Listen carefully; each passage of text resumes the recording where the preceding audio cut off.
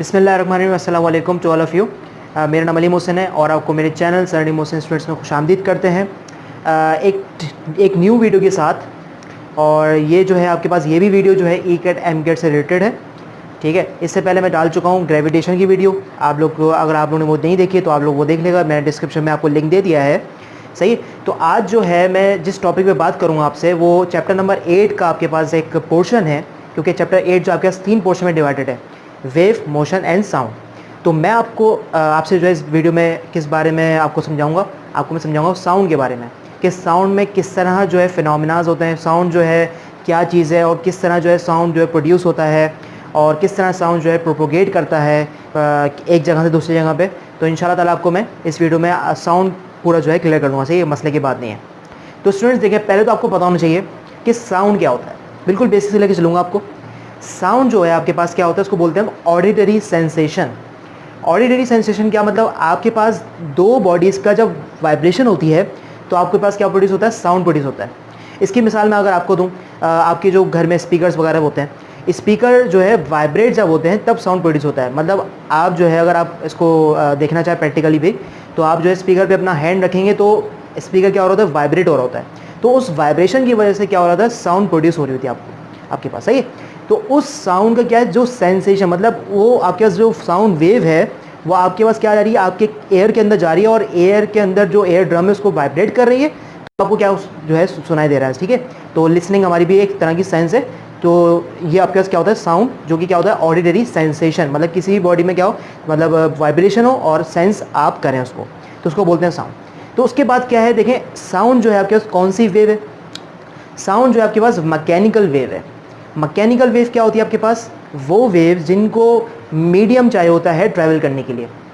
क्या मतलब हुआ इसका, इसका मतलब ये हुआ आपके पास कि मतलब साउंड को जो है कोई ना कोई ज़रिया चाहिए कि वो एक जगह से दूसरी जगह पे जाए, ठीक है। अच्छा, साउंड जो है फॉर्म ऑफ एनर्जी है, तो एनर्जी क्या होती है, एक जगह से दूसरी जगह पे ट्रैवल करती है।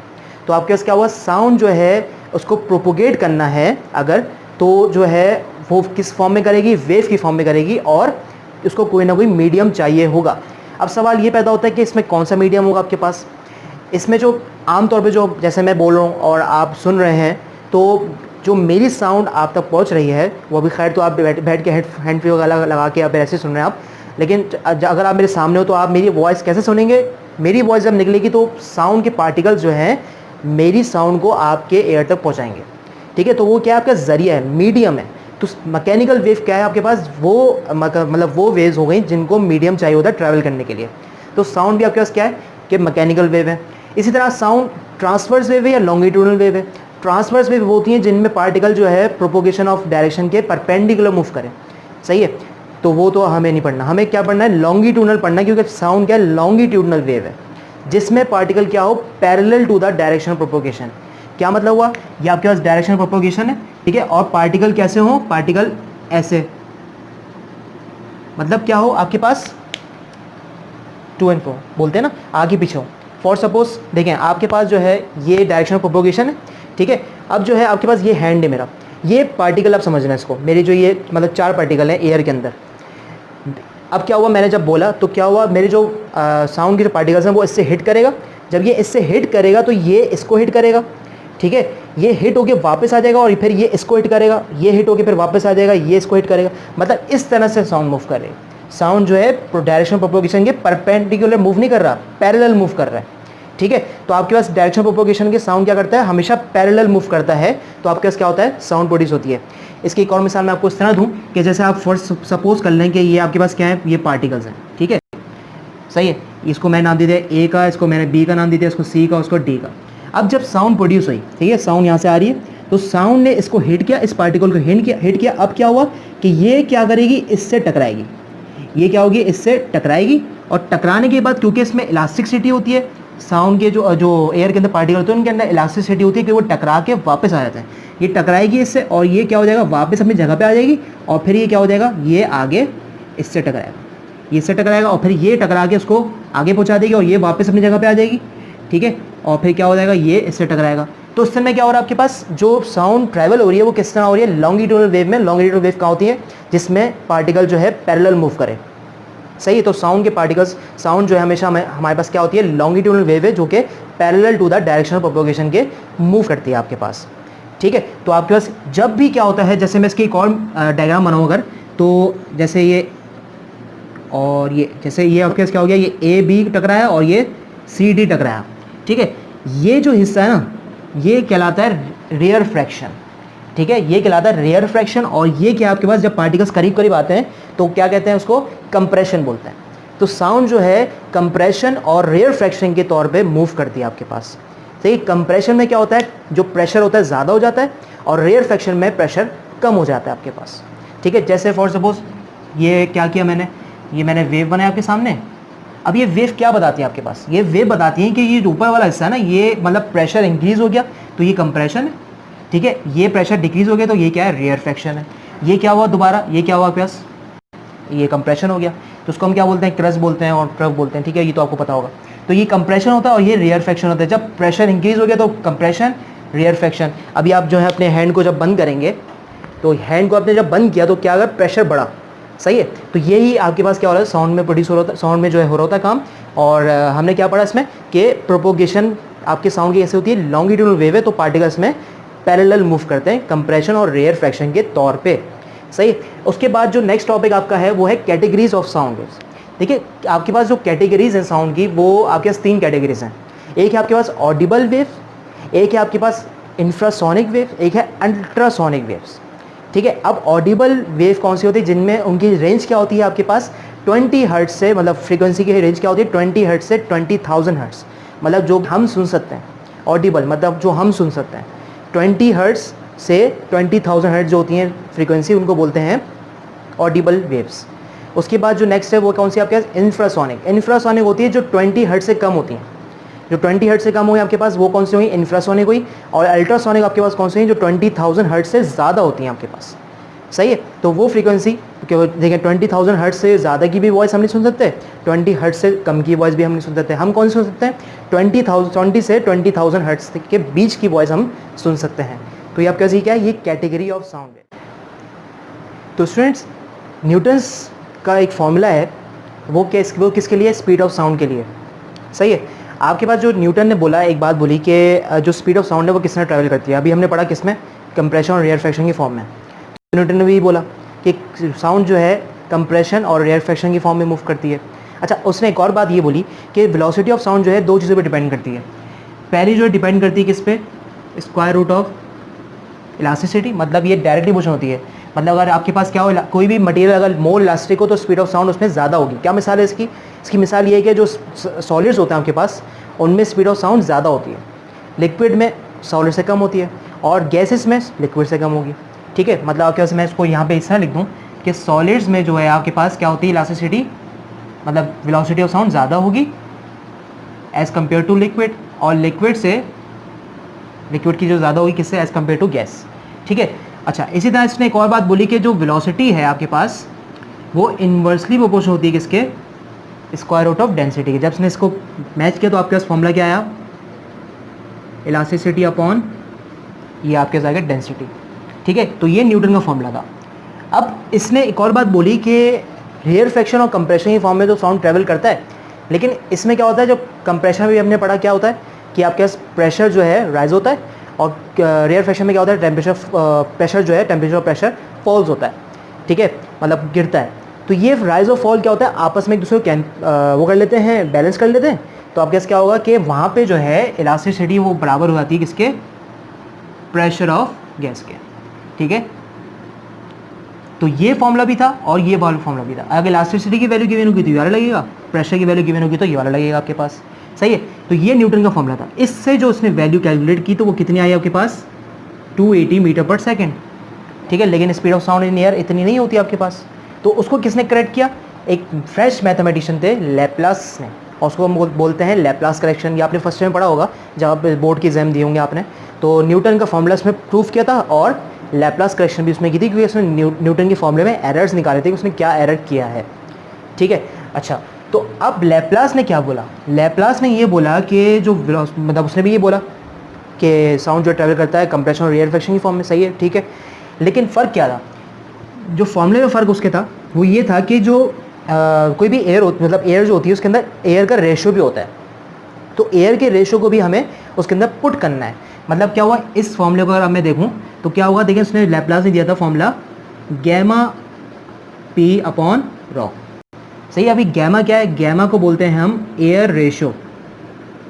एयर रेशो उसकी वैल्यू भी होती है आपके पास 1.41। यूनिट क्यों लगाया मैंने, क्योंकि रेशो है। सही है, इसकी वैल्यू कांस्टेंट है आपके पास, और प्रेशर की वैल्यू जो है गिवन होगी और डेंसिटी की वैल्यू भी गिवन होगी। तो क्या हुआ इसमें आपके पास दोनों में फ़र्क क्या है, यहाँ पे एयर रेशो भी इन्वॉल्व हो गया। इसी तरह आपके पास एक और फॉर्मूला कि अगर मॉलिक्यूलर मास के तहत, अगर आपको डेरिवेशन में करके दिखाऊंगा नहीं आपको जो है बस फॉर्मूला याद करना है, वो क्या हो जाएगा आपके पास gamma R T upon molecular mass. सही है, गैमा क्या आपके पास 1.41, आर की वैल्यू क्या है 8.313, और टेम्परेचर जो है गिवन होगा आपको, और मॉलिक्यूलर मास ऑफ गैस भी पता होगा, क्योंकि एयर में हमारे पास क्या है, नाइट्रोजन और ऑक्सीजन है। सही है, टेम्परेचर आपके पास कितना होगा 0 डिग्री सेंटीग्रेड, क्योंकि 0 डिग्री सेंटीग्रेड पे कैलकुलेट की गई आपके पास। और वेलोसिटी ऑफ साउंड कितनी है आपके पास 332 metre per second at 0 degree centigrade. 0 degree centigrade पे 332 metre per second value calculate हुई, जो कि बिल्कुल स्पेसिफाइड है। सही है, तो इसमें और इसमें कितना फ़र्क है आपके पास, तकरीबन 16% का फ़र्क था। तो इसको हम तभी बोलते हैं लैप्लास करेक्शन, जो कि आपके पास इस फॉर्मूला से स्पीड ऑफ साउंड कैलकुलेट हुई। सही, अब आप बोलें कि सर 0 डिग्री सेंटीग्रेड तो होता ही नहीं हमारे रूम टेम्परेचर वगैरह, रूम टेम्परेचर ही हमारा तकरीबन 32 वगैरह होता है, तो उस पर क्या स्पीड ऑफ साउंड होगी। देखें आपके पास किसी भी और टेम्परेचर पे स्पीड ऑफ साउंड निकालने का भी फॉर्मूला है। वो क्या फॉर्मूला आपके पास, V T is equal to V nought under root T plus 273 divide by 273। V nought मतलब क्या हुआ, speed of sound in air, मतलब speed of sound at 0 degree centigrade. ठीक है, 0 डिग्री, 0 लिखा हुआ आपके पास, तो मतलब यहाँ पे क्या लिख दूँ मैं 332 और टी प्लस 273 डिवाइड बाई 273। ठीक है, अगर मैं 0 डिग्री सेंटीग्रेड की बात करूँ तो क्या होगा, यहाँ पे 0 डिग्री सेंटीग्रेड की अगर मैं बात करूँगा तो यहाँ पे 0 पुट करूँगा तो ये आपका हो जाएगा 0 प्लस 273, क्योंकि कैल्विन में चेंज करेंगे, डिवाइड बाई 273, ये प्लस 273 हो जाएगा, तो ये कैंसिल हो जाएगा, तो अंडर रूट 1 क्या होता है, 1 ही होता है। तो आपके पास वैल्यू क्या आ गई, speed of sound in air at 0 degree centigrade 332 metre per second आ गई। तो कोई भी टेम्परेचर हो, आप क्या निकाल लेंगे, स्पीड ऑफ साउंड निकाल सकते हैं उसमें। अच्छा, अब किस टेम्परेचर जब बढ़ेगा तो स्पीड ऑफ साउंड कम होगी या ज़्यादा होगी, टेम्परेचर जब बढ़ेगा स्पीड ऑफ साउंड जो है ज़्यादा होगी आपके पास। सही है, तो आपके पास जो है 332 मीटर पर सेकेंड इस तरह से निकल सकता है, और किसी और टेम्परेचर भी आप निकाल सकते हैं। अच्छा, ये सर ये मुश्किल लगा फॉर्मूला, तो देखें आसान क्या आपके पास, आसान भी फॉर्मूला इसमें, वो क्या आपके पास 332 प्लस 0.61 इंटू टी।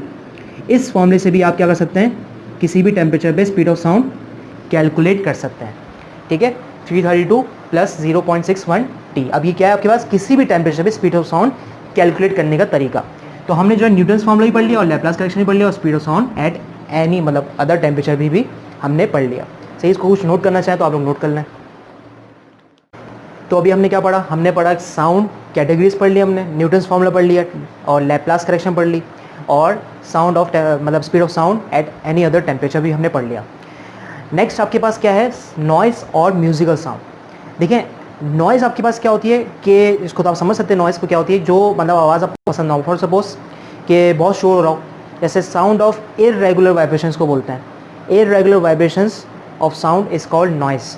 ठीक है, अभी मैं नॉइस आपको समझाता हूँ थोड़ी देर बाद। ठीक है, उससे पहले आपको समझना पड़ेगा म्यूजिकल साउंड क्या होता है। म्यूजिकल साउंड की कैरेक्टरिस्टिक्स के बाद बताऊँगा मैं आपको नॉइस क्या होता है। ठीक है, क्योंकि मैं आपको रिलेट करूँगा इसको। म्यूजिकल साउंड आपके पास क्या होता है कि वो साउंड जिसकी क्या हो, रेगुलर वाइब्रेशंस हो।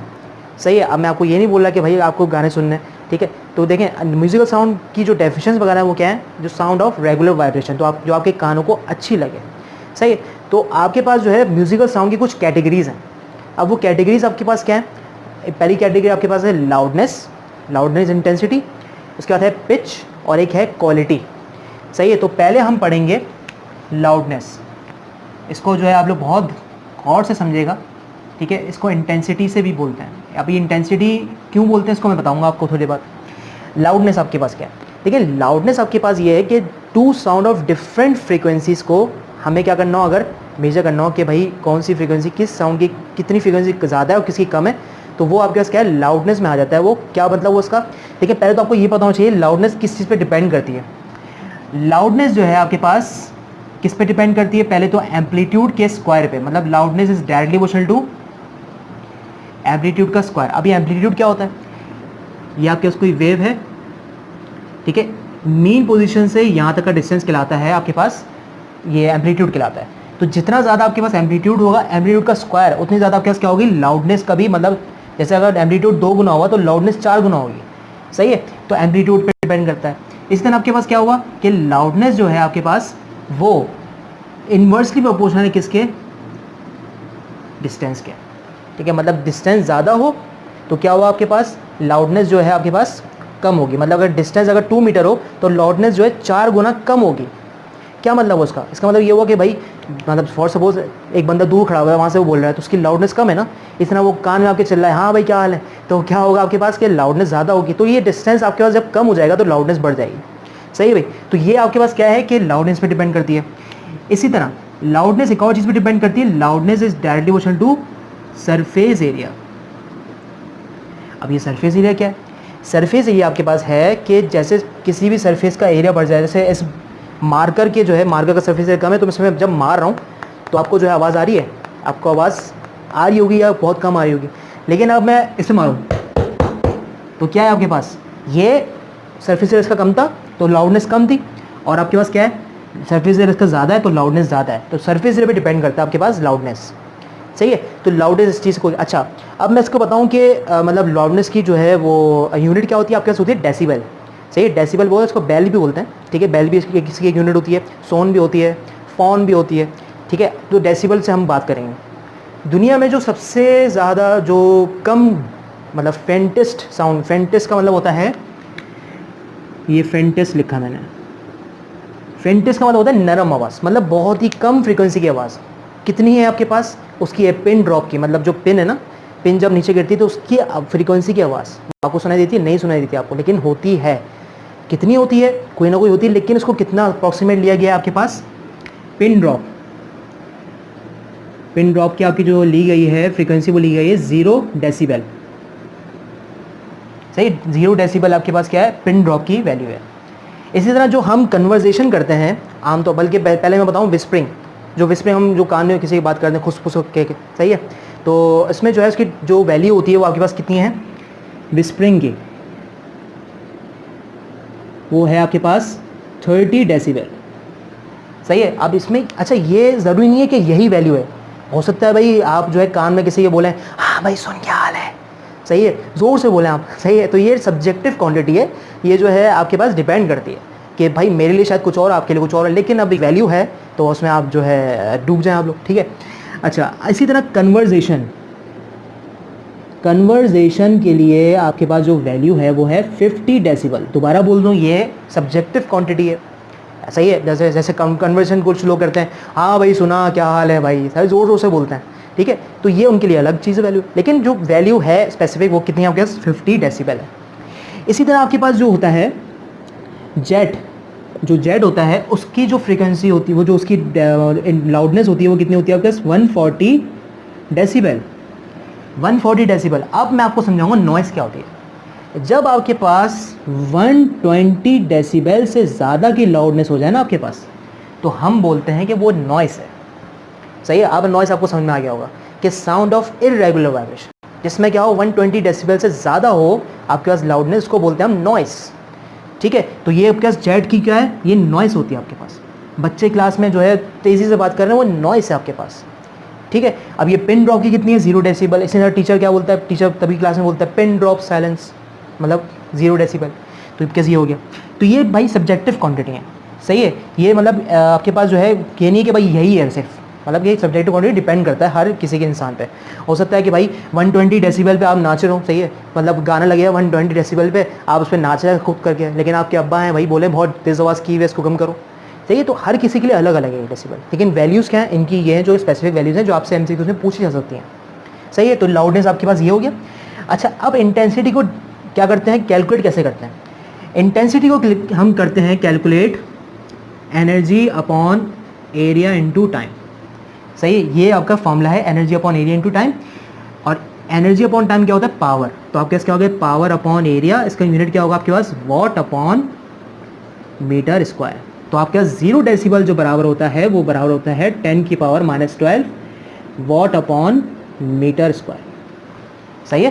तो आपके पास क्या होगा 10 की पावर -12 वाट अपॉन मीटर स्क्वायर। तो ये इंटेंसिटी आपके पास है। सही है। तो कुछ नोट करना चाहे तो नोट कर लें। अच्छा, तो ये आपके पास हो गई लाउडनेस और नॉइस भी मैंने आपको बता दिया। इसी तरह इसकी दो और रहती हैं आपके पास, दो कैरेक्टरिस्टिक्स और हैं इसकी साउंड की, म्यूजिकल साउंड की। वो आपके पास है, एक है पिच और एक है क्वालिटी। लेकिन पिच आपके पास होता है कि दो फ्रीक्वेंसी ऑफ साउंड हो, ठीक है, जिसमें से एक हाई पिच की हो, एक हाई फ्रीक्वेंसी हो, एक लो फ्रीक्वेंसी हो। डिफरेंट फ्रीक्वेंसी ऑफ साउंड को हम करेक्टराइज करें, मतलब देखें, सही है, उनको पहचानेंगे क्या किसकी क्या आवाज़ है। जैसे आंखें बंद करके आप बता सकते हैं भाई किसकी लड़की की आवाज़ कौन है और कौन सी है, और लड़के की आवाज़ कौन सी है, ठीक है। तो लो पिच कौन सी है और हाई पिच कौन सी है। अच्छा, देखें, जो चुभन होती है ना, जैसे एक किसी की आवाज़ चुभती है, जैसे भाई नो ऑफेंस लड़कियों के लिए मैं कुछ नहीं कह रहा हूँ, लेकिन एक समझाने के लिए बात कर रहा हूँ। कभी कभी होता है लड़कियों की आवाज़ चुभती है, ठीक है, तो वो क्या है, उनकी पिच हाई होती है। तो पिच चुभन जो होती है ना वॉइस की, वो क्या होता है, पिच होता है एक तरह से, ठीक है। तो आपके पास क्या हो कि पिच अगर ज़्यादा हो तो फ्रीक्वेंसी ज़्यादा होती है, पिच अगर कम हो तो फ्रीक्वेंसी कम होती है। अब किन की फ्रीक्वेंसी ज़्यादा होती है, किन की कम होती है। देखिए, ग्रेव साउंड्स जो होती हैं ना सारी, ग्रेव साउंड्स मतलब क्या हुआ कि जो मैन हो गए, सही है, और जो है रैट्स हो गए, मतलब चूहे, और कैट्स हो गई, इन सब के क्या होता है आपके पास, ये सॉरी कैट और रैट्स नहीं, आपके पास डॉग्स, सही है, डॉग्स हो गए, ये सब हो गए, इनकी क्या होते हैं, ग्रेव साउंड होती हैं। इसी तरह आपके पास क्या होता है कि जो श्रिल साउंड होता है, श्रिल साउंड किसकी होती है आपके पास, रैट्स, कैट्स, वुमेन, इन सब की क्या होती है आपके पास, श्रिल साउंड होती हैं।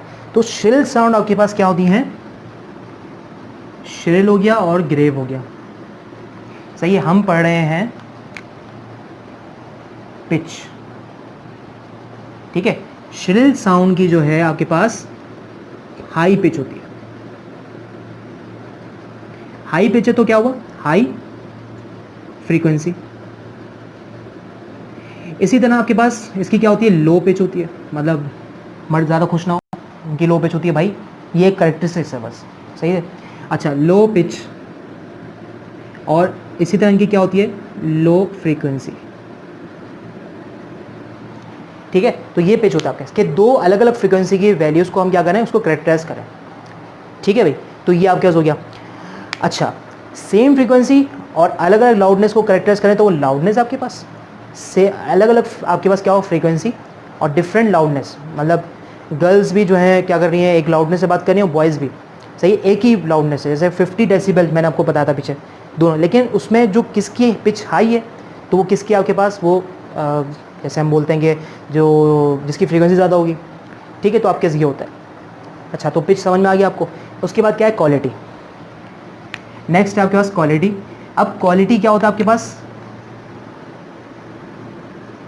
क्वालिटी होता है कि दो सेम साउंड, मतलब सेम साउंड को, सेम लाउडनेस और सेम फ्रीक्वेंसी के साउंड को करेक्टराइज करने का तरीका। जैसे एक इंस्ट्रूमेंट से आपके पास जो है, जैसे एक गिटार है, एक बंदा गिटार बजा रहा है, सही, उसमें जो साउंड आ रही है और दूसरा बंदा भी गिटार बजा रहा है तो उसमें जो साउंड आ रही है, तो हम करेक्टराइज करें उसको कि कौन सी गिटार से कौन सी आवाज़ आ रही है, तो इसको बोलते हैं क्वालिटी। सेम मतलब सेम फ्रीक्वेंसी और सेम लाउडनेस की साउंड को जो हम कैलकुलेट जब करते हैं उसको बोलते हैं क्वालिटी बोलते हैं, ठीक है। इतना डिटेल में नहीं जाना आपको, बस आपको कॉन्सेप्ट लेना है इसका, सही है भाई। तो उसको कुछ नोट करना चाहे हम लोग नोट कर लीजिए। नॉइज़ भी पढ़ लिया, म्यूजिकल साउंड भी पढ़ लिया, करेक्टरिस्टिक्स भी इसकी पढ़ ली। नेक्स्ट आपका इंटरफेरेंस ऑफ साउंड। इंटरफेरेंस क्या होता है, इंटरफेरेंस होता है जैसे सुपर इम्पोज होना, सही है, इंटरफेयर करना। इसका मतलब क्या है, दो तरह की इंटरफेरेंस होती है आपके पास, लाइट में भी होती है और साउंड की वेव्स में भी होती है। एक होती है आपका कंस्ट्रक्टिव इंटरफेरेंस, एक होती है आपका डिस्ट्रक्टिव इंटरफेरेंस। कंस्ट्रक्टिव इंटरफेरेंस, सही है, और एक होती है आपके पास डिस्ट्रक्टिव इंटरफेरेंस। अच्छा, इसमें भी बड़ा मसला होता है स्टूडेंट को। इसका कॉन्सेप्ट है लाइट के लिए और साउंड के लिए, दोनों के लिए सेम है। देखिए, दो वेव्स का मिलना, सही है, दो वेव्स का मिलना तो आपको क्या कहलाता है, वो कंस्ट्रक्टिव भी दे सकता है और डिस्ट्रक्टिव भी दे सकता है। अब कब देखिएगा, एक वेव आपके पास क्या है, इस तरह से, अच्छा मैंने डायरेक्शन प्रोपोगेशन नहीं बनाई, ये बना दी मैंने, ठीक है। इसी तरह दूसरी वेव कैसी है आपके पास, दूसरी वेव भी आपके पास इस तरह से बिल्कुल सेम। क्या मतलब हुआ सेम कैसे, इसका क्रस्ट, इसका क्रस्ट, ट्रफ, ट्रफ, जहाँ पे क्रस्ट है वहाँ पे क्रस्ट है, जहाँ पे ट्रफ है वहाँ पे ट्रफ है, दोनों आपस में सुपर इम्पोज हो गई, मिल गई। तो आपको जो रिजल्टेंट वेव मिलेगी ना वो ज़्यादा एम्पलीट्यूड की मिलेगी। तो ये होता है आपके पास कंस्ट्रक्टिव इंटरफेरेंस, ठीक है। इसी तरह डिस्ट्रक्टिव इंटरफेरेंस आपको पता चल जाएगा क्या है, कैसे से एक वेव है आपके पास और दूसरी वेव आपके पास कैसी है। अब फर्क क्या है दोनों में, इसका जो क्रस्ट है यहाँ पे क्या इसका ट्रफ है, तो दोनों जब मिलेंगी आपस में तो आपको रिजल्टेंट वेव क्या मिलेगी, वेव मिलेगी ही नहीं, खत्म हो गई वेव, तो डिस्ट्रक्शन हो गई यहाँ पर। सही है, कंस्ट्रक्टिव इंटरफेरेंस जिसमें वेव क्या हो, ज़्यादा एम्पलीट्यूड का कंस्ट्रक्ट हो जाए, और डिस्ट्रक्टिव जिसमें वेव आपके पास खत्म हो जाए। सही है, तो ये एक आपके पास होता है इंटरफेरेंस ऑफ साउंड। अच्छा, इंटरफेरेंस ऑफ साउंड आपने पढ़ लिया। उसके बाद है जो नेक्स्ट टॉपिक है वो है बीट्स। बीट्स आपके पास क्या होता है, बीट्स होता है कि दो फ्रीक्वेंसी ऑफ साउंड को क्या करना, उनका डिफरेंस, उनके दरमियान डिफरेंस क्या है, ठीक है। जैसे एक बंदे की आवाज़ है, सही है 20 हर्ट्स, दूसरे बंदे की आवाज़ है क्या है, मतलब 50 हर्ट्स है, उन दोनों के दरमियान जो डिफरेंस है, सही है, तो उसको हम बोलते हैं बीट बोलते हैं, बीट्स बोलते हैं, सही है आमतौर पर। इसका जो फॉर्मूला होता है वो आपके पास क्या होता है, FB, फेसबुक नहीं, बीट फ्रीक्वेंसी, F1 माइनस और प्लस माइनस F2। अब ये प्लस माइनस क्यों होता है ये मैं आपको आगे चल के बताऊंगा, किस में, रेजोनेंस में बताऊंगा आपको मैं। सही है, तो ये बस फिलहाल फॉर्मूला याद कर लो कि बीट फ्रीक्वेंसी का फॉर्मूला क्या होगा, F1 और प्लस माइनस F2 होगा। दो फ्रीक्वेंसी को माइनस कर दें या प्लस कर दें तो आपके पास बीट फ्रीक्वेंसी निकल जाएगी। अच्छा, ये और ये बात भी पता होनी चाहिए आपको कि ह्यूमन एयर जो है 1 सेकेंड के अंदर 7 बीट्स को पर सेकेंड ह्यूमन एयर जो है वो डिटेक्ट कर सकता है। ये भी कुछ वैल्यूज़ हैं जो कि आपको MCQ में पूछी जा सकती हैं, ठीक है भाई। तो ये कुछ करना हो नोट तो कर लीजिए। अच्छा, इसके बाद आपको ये पता होना चाहिए कि साउंड जिस तरह लाइट जो है रिफ्लेक्ट करती है, इस तरह साउंड भी जो है आपके रिफ्लेक्ट करता है। सही है, इसकी मिसाल मैं आपको देता हूँ कि अभी जो आप रूम में बैठे हुए आप चिल्लाएंगे तो आपको जो है आवाज़ नहीं गूंजेगी आपकी। क्यों? क्योंकि आपका जो है स्पीड ऑफ जो साउंड है वो उसको रिफ्लेक्ट होने का ज़्यादा मौका नहीं मिल रहा। सही है, इसकी मिसाल मैं आपको देता हूँ कि अगर आप क्या करते हैं, सारा सामान हटा दें अपने कमरे से, ठीक है, तो आपके पास क्या होगा, लाइट रिफ्लेक्शन ऑफ साउंड जो है ज़्यादा हो जाएगी, क्योंकि साउंड क्या आपके पास एक तरह की एनर्जी है। और अगर ये सब चीज़ें होंगी आपके रूम में, जैसे कर्टन हो गया, कारपेट हो गया, तो ये गुड एब्जॉर्बर है आपके पास, ठीक है। तो ये क्या होगा आपके पास, ये सब साउंड की एनर्जी को एब्जॉर्ब कर लेंगे और आपको आवाज़ आपकी गूंजेगी नहीं। सही है, इसी तरह जो वॉशरूम होता है, सही है, वॉशरूम में जो आपकी आवाज़ क्यों गूंजती है, क्योंकि वहाँ पे जो खाली जो एरिया होता है आपके पास, ठीक है, तो बाथरूम सिंगर जो मशहूर है वो इसलिए मशहूर है। सही है भाई, तो आपके पास ये हो गया, तो रिफ्लेक्शन ऑफ साउंड भी आपके पास होती है। अब उसके बाद मैं आपको बताऊंगा कि इको क्या होती है। इको देखें आपके पास ये नहीं होता कि आवाज़ आपकी जो है मतलब गूंज रही है, आवाज़ गूंजने को बोलते हैं रिवर्बरेशन। रिवर्बरेशन, सही है, आवाज़ का गूंजना क्या होता है, रिवर्बरेशन होता है, और आवाज़ का एक इंटरवल के बाद रिपीट होना उसको बोलते हैं इको। जैसे हेलो हेलो हेलो हेलो, इस तरह ये होता है इको, ठीक है। और आपके पास क्या हो, जैसे खाली रूम में अगर आप जाते हैं तो आपका वहाँ पे क्या होता है, वो इको नहीं होता, आपको होता है वो रिवर्बरेशन होती है, ओवरलैपिंग ऑफ साउंड, ठीक है, मतलब फ़ौरन टकरा के आपकी वापस आए साउंड। सही है, उसको बोलते हैं हम इको बोलते हैं, उसको इको नहीं बोलते हैं, उसको रिवर्बरेशन बोलते हैं। इको क्या होता है, देखिए, इको वो होता है कि जब आपके पास 0.1 सेकेंड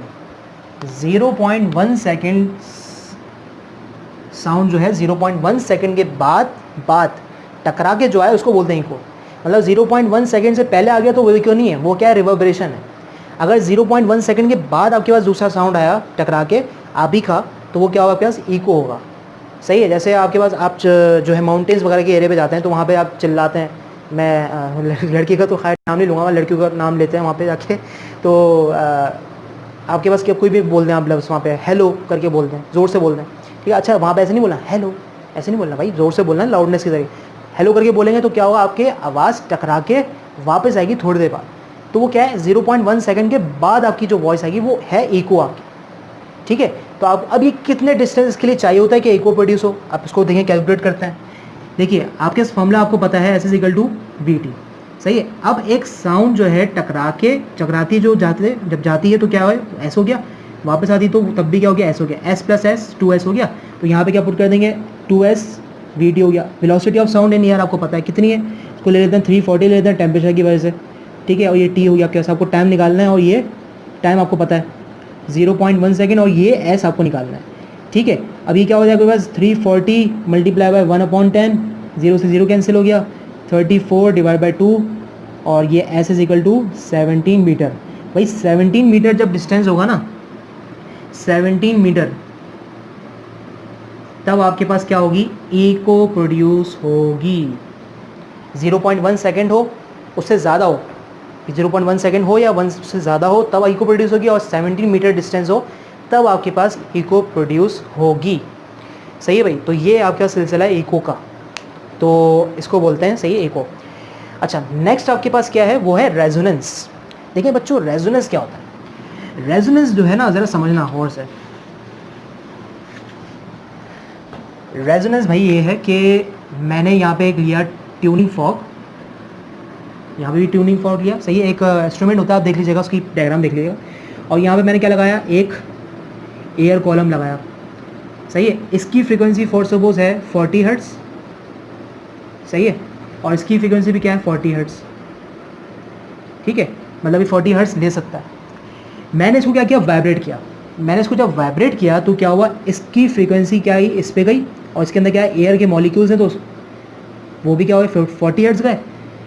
इसने इस पर ट्रांसफ़र किया तो ये भी क्या हुआ, क्या, ये भी 40 हर्ट्ज़ हुए, और फिर इसने क्या किया, 40 हर्ट्ज़ इसको दे दिया। कहने का मकसद क्या था, देखिएगा, जो आपने पहले जो फोर्स, वो क्या लगाई, जो फ्रीक्वेंसी लगाई थी ना आपने, उसको वाइब्रेट जो किया था, वो किससे लगाई थी आपने, मतलब उसको बोलते हैं हम फोर्स फ्रीक्वेंसी। फोर्स फ्रीक्वेंसी जो आपने लगाई यहाँ पे जो गई, तब भी क्या है, फोर्स फ्रीक्वेंसी। मॉलिक्यूल्स लगा रहे हैं तब भी फोर्स फ्रीक्वेंसी है।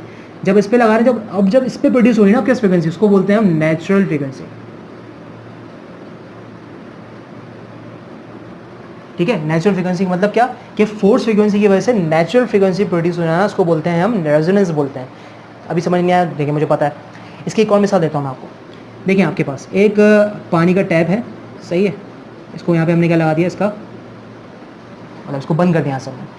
अब क्या किया मैंने, यहाँ पे पानी भर दिया, ये पानी भरा हुआ है, ठीक है। इसकी अभी फ्रीक्वेंसी कितनी है, 1000 हर्ट्ज़, ठीक है, इसकी अभी फ्रीक्वेंसी है 1000 हर्ट्ज़।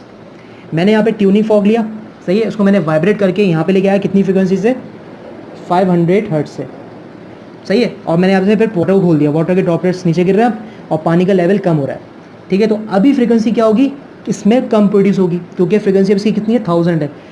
कम होते होते कितनी हो जाएगी, जब ये 700 होगी तब भी क्या होगी, ज़रा सी बढ़ देगी फ्रीक्वेंसी।